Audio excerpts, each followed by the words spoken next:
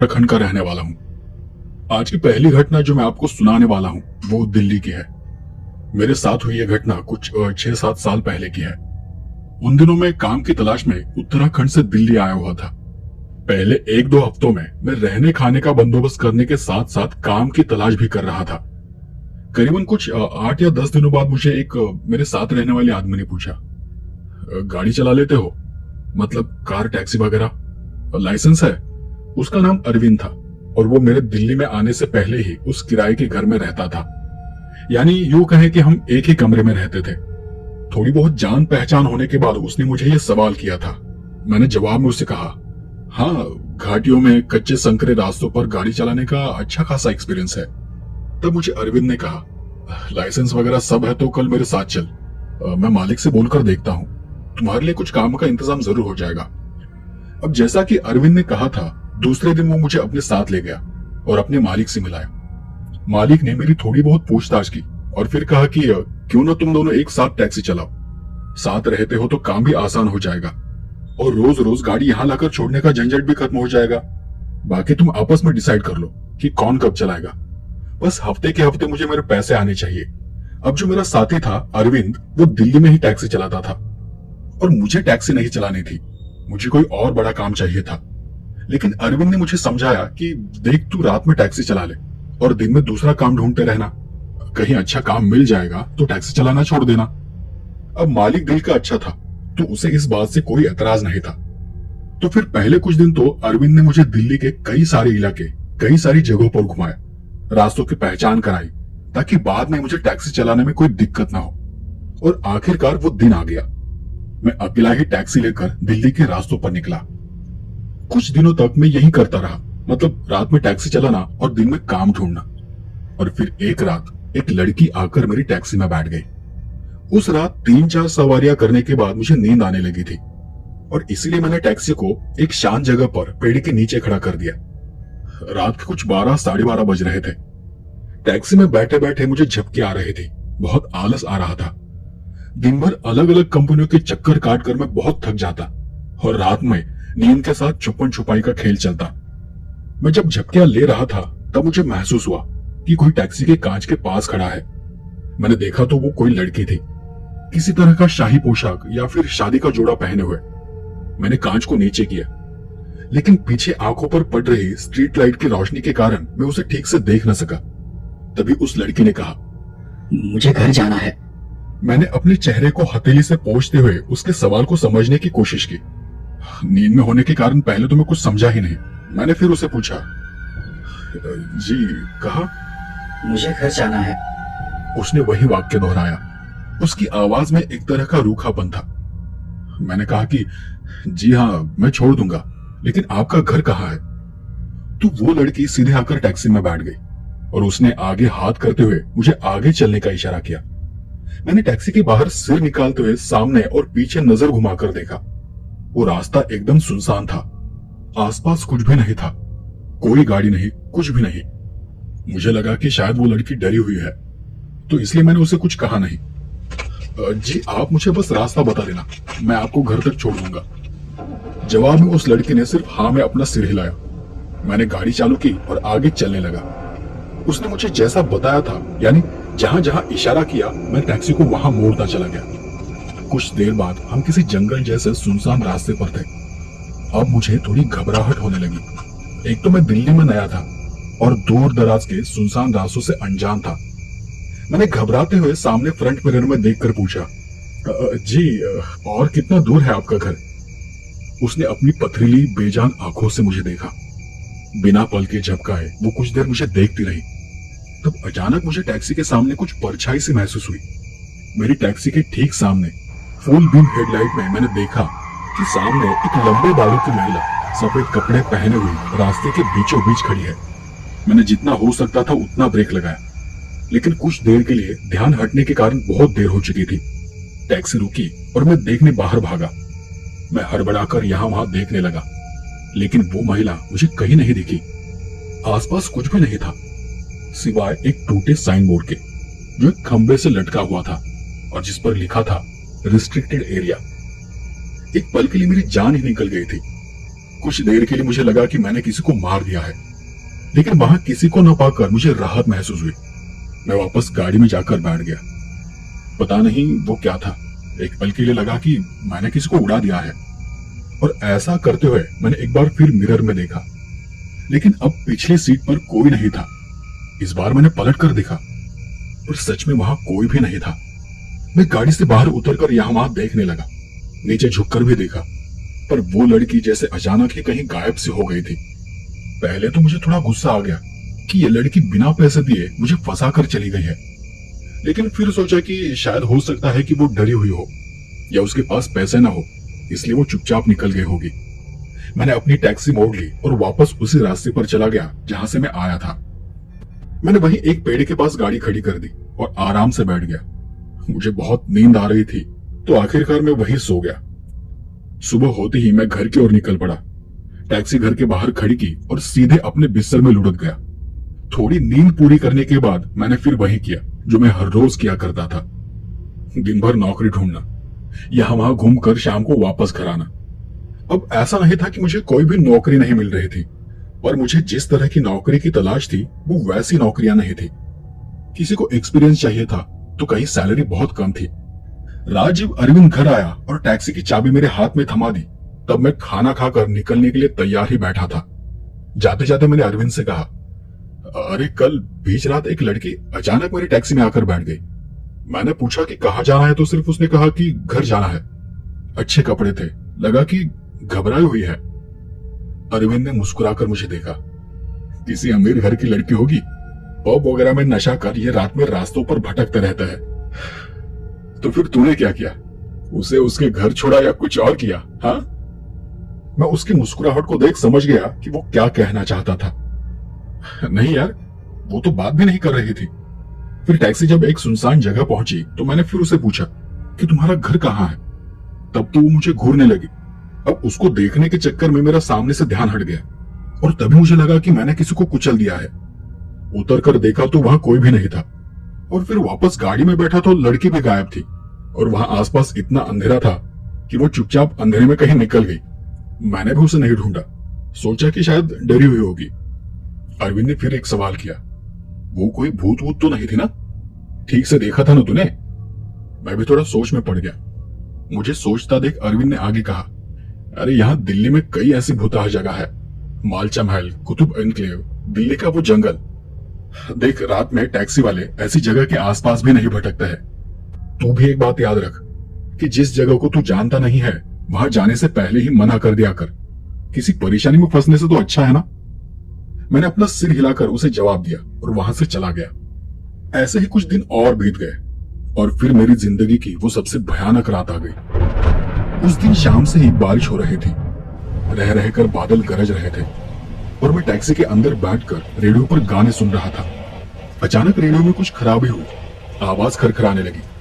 पता नहीं चला कि अचानक उसे क्या हो गया और जब मैं रेडियो देख रहा था उसी पल किसी ने बाहर से टैक्सी की कांच पर नॉक किया। बारिश के कारण गाड़ी के सभी कांच बंद थे। मैंने कांच को थोड़ा नीचे किया तो वो एक लड़की थी।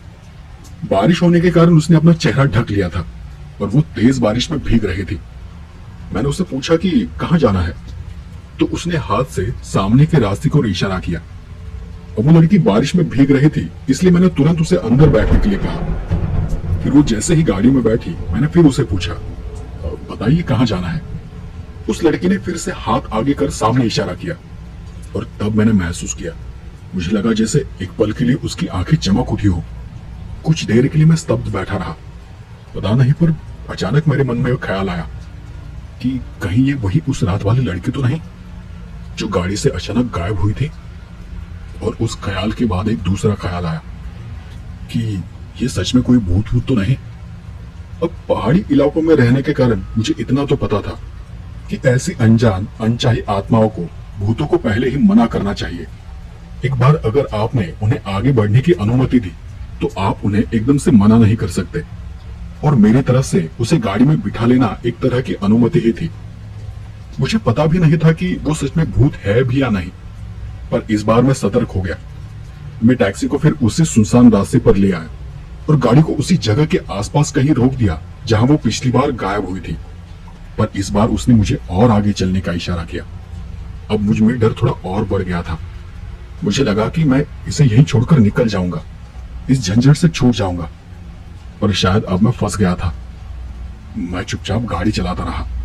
गाड़ी सुनसान रास्ते से गुजरकर अब गलियारों से गुजर रही थी। आसपास कुछ बिल्डिंगें थी, पर उन्हें देख लगा जैसे वो स्मशान में बनी कब्रें हो। वहां किसी भी घर में लाइट नहीं थी। सब तरफ बस घना अंधेरा था। कोई आवाज नहीं, कहीं कोई हलचल तक नहीं। गलियारे सुनसान और वीरान थे। अब बारिश कम तो हो गई थी, पर वहां का सन्नाटा बहुत भयानक था। उस माहौल से मेरे अंदर और डर बढ़ता गया। मैंने सामने मिरर में देख पूछना चाहा कि टैक्सी कहाँ रोकनी है, पर मैंने देखा कि पिछली सीट पर अब कोई नहीं था। मैंने एकदम से टैक्सी को रोक दिया। फिर से एक बार धीरे से नजर उठाते हुए मिरर में देखा, और सच में पीछे कोई भी नहीं था। मेरे दिमाग ने अब काम करना ही बंद कर दिया।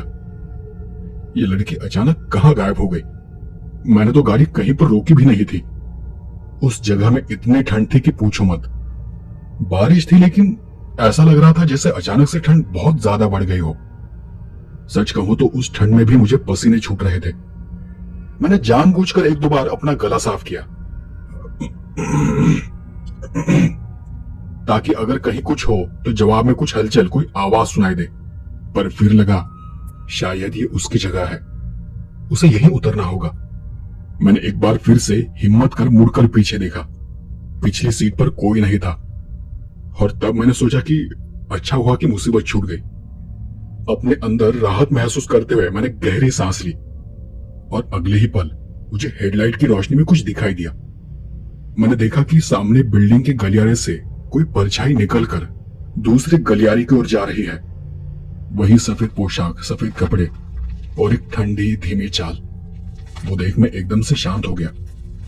बिना किसी हलचल के सीधे सामने देखता रहा। लगा जैसे मेरी बारीक हलचल कहीं उसका ध्यान आकर्षित न कर ले। अब तक मैं समझ गया था कि ये कोई सामान्य जगह नहीं है, पर तब चलते चलते अचानक ही वो परछाई रुक गई, और धीरे से उसने अपनी गर्दन मोड़ते हुए मेरी तरफ देखा। उसका चेहरा, उसकी मुस्कुराहट इतनी डरावनी थी, इतनी भयानक थी कि स्टीयरिंग पर रखे मेरे हाथ थरथराने लग गए। मैंने अपने हाथ से अपना मुंह बंद कर लिया ताकि मुंह से आवाज भी न निकले। अचानक गाड़ी की हेडलाइट भग करके बंद हो गई, और एक तेज सनसनाहट मेरे पूरे शरीर में दौड़ गई। एक अनचाहा डर पूरे शरीर पर हावी होता गया। वहां आसपास कुछ भी नहीं था, कुछ दिखाई नहीं दे रहा था। आसपास झिंगुरों की आवाज तेज होती चली गई। मैं टैक्सी को स्टार्ट करने के लिए झटपटाहट करने लगा, और किसी तरह टैक्सी को स्टार्ट किया। टैक्सी को पीछे मोड़ने लगा, रिवर्स किया और वापस निकला। वहां से कुछ दूर ही गया था कि मुझे हेडलाइट की रोशनी में फिर वही लड़की सामने खड़ी दिखाई दी। वो दूर रास्ते में बीचों बीच खड़ी थी। मुझे समझ नहीं आ रहा था कि मैं क्या करूं, गाड़ी को रोकूं या आगे निकल जाऊं। पर मैंने हिम्मत की और मैंने टैक्सी को बिल्कुल भी नहीं रोका। टैक्सी को उसके बगल से होता हुआ आगे ले गया। फिर वहां से काफी दूर जाने के बाद मैंने एक स्ट्रीट लाइट के नीचे गाड़ी को रोक दिया। गाड़ी रोक मैं वहीं रुका, पसीना पोंछा। थकावट के कारण स्टीयरिंग पर सर रखकर मैंने अपनी आंखें बंद कर ली, और फिर से अपने आप को शांत करने लगा, समझाने लगा। मुझे घर जाना है। मैंने एकदम से अपनी सांसें रोक ली। आंखें खोलने की मुझ में हिम्मत ही नहीं थी। वो आवाज जानी पहचानी थी। मैंने कसकर स्टीयरिंग को पकड़ लिया और मन ही मन में सोचने लगा कि टैक्सी को छोड़कर यहां से भाग जाता हूं। और मैंने थरथराते हाथ से दरवाजा टटोला और झट से दरवाजा खोल नीचे कूद पड़ा। लड़खड़ाते हुए भागने के लिए जैसे ही खड़ा हुआ, मैंने देखा कि मैं उसी जगह पर कब्रिस्तान जैसे दिखने वाली बिल्डिंगों के बीच खड़ा हूं। मेरे आसपास सब तरफ खंडहर जैसी बिल्डिंगें थी, शांत, सुनसान और अंधेरे में डूबी हुई। मैं घबराकर उस अंधेरे में यहां देख रहा था, और उस पल उस सन्नाटे में आसपास कहीं से एक हंसी गूंज उठी। उस हंसी को सुन मुझे डर का इतना भयानक एहसास हुआ जो मैंने पहले कभी नहीं किया होगा। मेरी धड़कनें इतनी तेज चल रही थी कि मानो जैसे मेरी नसें फटने वाली हो। मैं समझ ही नहीं पा रहा था कि मेरे साथ जो कुछ हो रहा है ये सब सच है या कोई छलावा है। मैंने भगवान का नाम लेना शुरू किया। मैं अपने आप ही हनुमान चालीसा बोलने लगा। वो लड़की वो आत्मा मेरे सामने खड़ी मुझे देख अजीब तरह से मुस्कुरा रही थी और यहाँ मैं खड़े खड़े हनुमान चालीसा का जाप कर रहा था। पर जैसे जैसे मैं हनुमान चालीसा बोलता गया, लगा जैसे कोई अनजान शक्ति मेरे आसपास आकर खड़ी हो गई है। मुझे अपने अंदर एक तरह की ऊर्जा महसूस होने लगी और फिर मैं जोर जोर से हनुमान चालीसा बोलने लगा। उसी हिम्मत के साथ मैं गाड़ी में बैठा और गाड़ी को दुगनी रफ्तार से भगाता हुआ फिर से उस वीरान जगह से बाहर निकला। इस बार मैंने गाड़ी को कहीं नहीं रोका, सीधे घर ले गया। टैक्सी को घर के सामने खड़ा कर भागता हुआ घर के अंदर घुसा। दरवाजे की खड़खड़ाहट सुन अरविंद जाग चुका था। मैं जाकर अपने बिस्तर में लेट गया था, पर मैं तब भी हनुमान चालीसा का जाप कर रहा था। मेरा पूरा शरीर पसीने से भीगा हुआ था और तेजी से कांप रहा था। मैंने जब से उस भूत को देखा था, तब से मैं लगातार हनुमान चालीसा बोले जा रहा था। मेरी हालत देख अरविंद ने मेरे पास आकर पूछा, क्या हुआ है तुझे? कुछ गलत देख लिया क्या? पर मैं एक मिनट भी नहीं रुका, बस हनुमान चालीसा बोलता रहा। वो भी चुपचाप बैठ गया और मेरे शांत होने का इंतजार करने लगा। पता नहीं कब मैं शांत हुआ और तब मुझे महसूस हुआ कि मेरा मुंह दर्द कर रहा है। अरविंद ने मुझे पानी पिलाया और बस मेरे सर को और पीठ को थपथपाता रहा। उसने मुझे बस आराम करने के लिए कहा। सुबह जब मैं उठा तब 11 बज रहे थे। अरविंद ने मेरे लिए नाश्ता और चाय बनाकर मेरे जागने का इंतजार कर रहा था। मेरी तबीयत को देख उस दिन वो टैक्सी पर नहीं गया और तब जाकर मैंने उसे बताया कि रात मेरे साथ क्या क्या हुआ था। उस लड़की के बारे में, उस भूतहा जगह के बारे में बताया। सब कुछ सुनने के बाद उसने मुझे कहा कि कल रात अमावस की रात थी और शायद मैं टैक्सी लेकर ऐसी जगह पर रुका था जहां से आत्माएं गुजरती है, और इसलिए उस आत्मा ने मुझे पकड़ लिया और मुझे अपने साथ लेकर चली गई। मैंने जब उसे उस भयानक जगह का वर्णन किया तब उसने मुझे बताया शायद वो जगह कुतुब एन्क्लेव में बसी वो भूतिया बिल्डिंग हो सकती है जहां अब कोई नहीं रहता। काफी साल पहले लोग वहां रहने गए थे, पर कुछ ही दिनों में वहां रहने वाले लोगों को अजीब अजीब एहसास होने लगे। कभी कोई औरत पेड़ से लटकी दिखाई देती, तो कभी दीवारों पर परछाइयां रेंगती हुई नजर आ जाती। कभी कभी कोई दीवारों पर छत पर उल्टा चिपका हुआ दिखाई देता। ये घटनाएं बढ़ती चली गई और फिर रोज होने लगी। आखिरकार बाद में पता चला कि वो जगह कभी किसी जमाने में कब्रिस्तान हुआ करती थी और उसी कब्रिस्तान की जमीन पर वो बिल्डिंगें खड़ी की गई थी। फिर धीरे धीरे वो सभी लोग उस जगह को छोड़कर चले गए, लेकिन आज भी लोग दावा करते हैं कि उन्हें वहां ऐसी भयानक परछाइयां दिखाई देती है। शायद तुम्हारे साथ जो हुआ वो इसी का हिस्सा होगा। अरविंद ने मुझे जो कुछ बताया था वो सच में डरावना था और उस दिन के बाद मैं फिर कभी भी टैक्सी पर नहीं गया। दूसरी कहानी जो है वो मेरे दोस्त के दादाजी के साथ हुई एक घटना है। घटना बहुत ही अजीब है, तो आइए मैं आपको वो कहानी अब उसके नजरिए से सुनाता हूं। मेरे पिताजी ने मुझे मेरे बचपन में एक कहानी सुनाई थी। कहानी बेताल की है। बेताल जिसे भूतों का राजा कहा जाता है और जो सबसे शक्तिशाली होता है। मेरे साथ जो हुआ था वो बहुत ही खौफनाक था।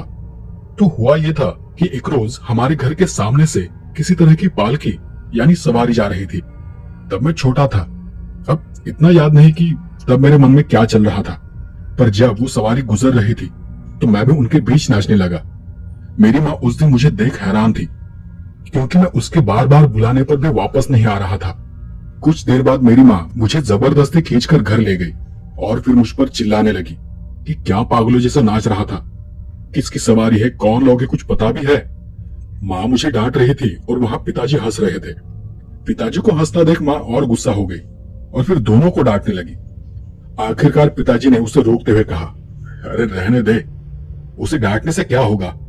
मैंने इसके जन्म के वक्त ही कहा था कि इसके रूप में मेरे पिताजी वापस आए हैं।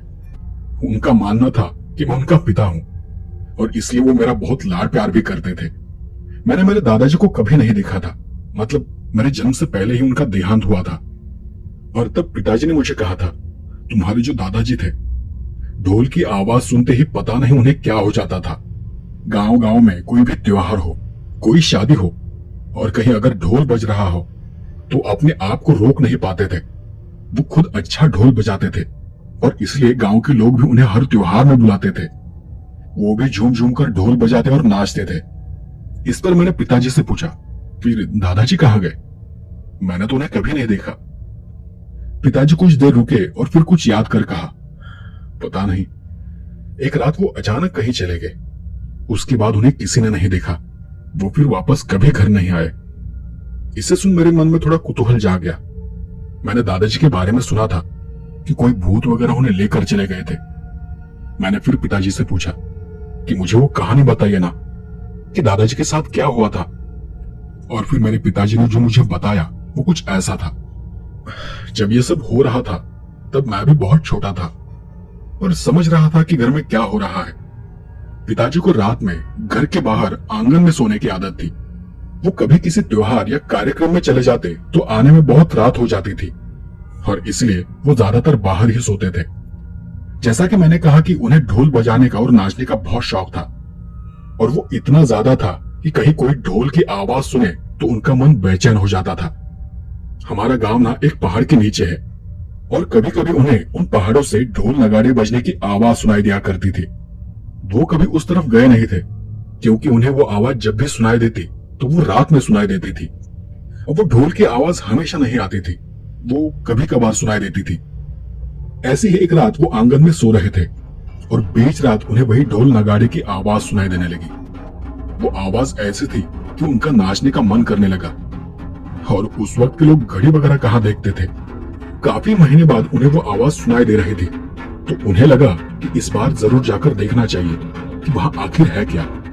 और वो आवाज की दिशा में उस पहाड़ की ओर चल रही है। चलते रहे, काफी देर तक चलते रहे और जब वो पहाड़ के पास पहुंचे तब उन्हें महसूस हुआ कि वो आवाज के बहुत करीब आ चुके हैं। आखिरकार कुछ थोड़ा और पहाड़ चढ़ने के बाद उन्हें मशाले वगैरह और काफी सारे लोग नाचते हुए दिखाई देने लगे।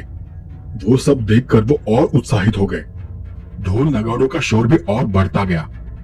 उन्होंने देखा कि लोग ढोल बजा रहे हैं, बहुत सारे हैं, नाच रहे हैं, झूम रहे हैं बेहोशी से।